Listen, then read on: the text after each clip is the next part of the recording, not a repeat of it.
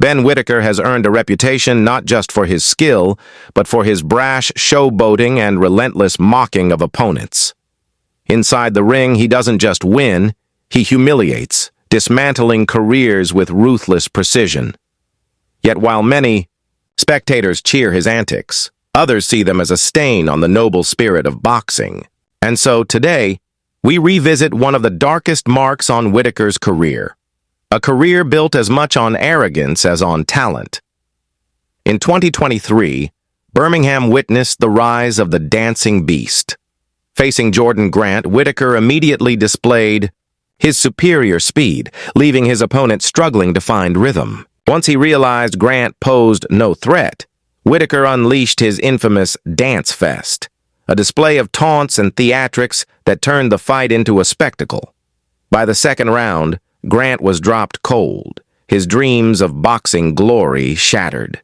In front of thousands, it was the birth of Whittaker's ruthless persona, one who fought without respect or restraint. As his career advanced, Whittaker chose opponents he could toy with, turning every ring into his personal dance floor. The taunts became sharper, the arrogance greater, and victories felt less like sport and more like staged humiliation. His recent bout with compatriot Leon Wellings only fueled the controversy. From the opening bell, Whittaker trapped Wellings in the corner, smothering him with pressure before resorting once again to mocking dances. Midway through, in a brazen show of disrespect, he even fought with his back turned, striking without looking, mocking the sport itself. Though he walked away with a unanimous decision victory, Whittaker's behavior revealed a darker side. Still, undefeated, he stands as both a star and a villain.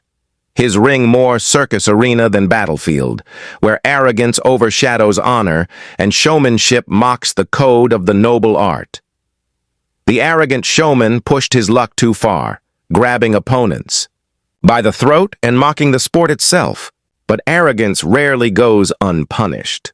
Enter Liam Cannonball Cameron, sent straight from the Department of British Karma to humble Ben Whittaker.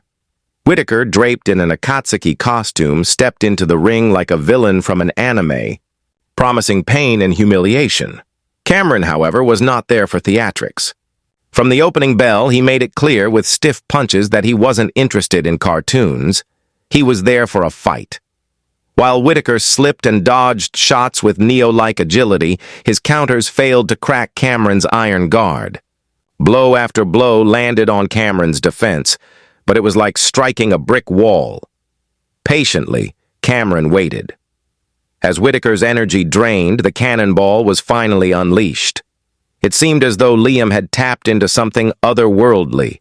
Reflexes, power and grit combining into a punishing assault. Whittaker could no longer prance and dance his arrogant tango. He was forced into a real war.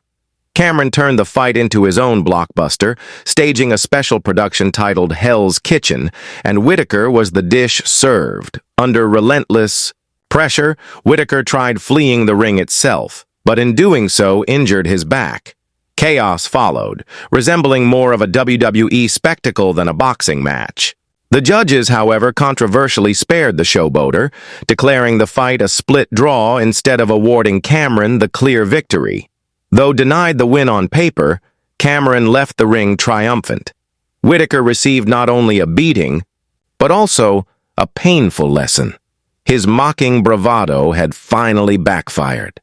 With a serious back injury and his pride dented, the question remains: will Ben Whittaker continue down the path of arrogance, or will he rise again as a true warrior, fighting with honor instead of humiliation?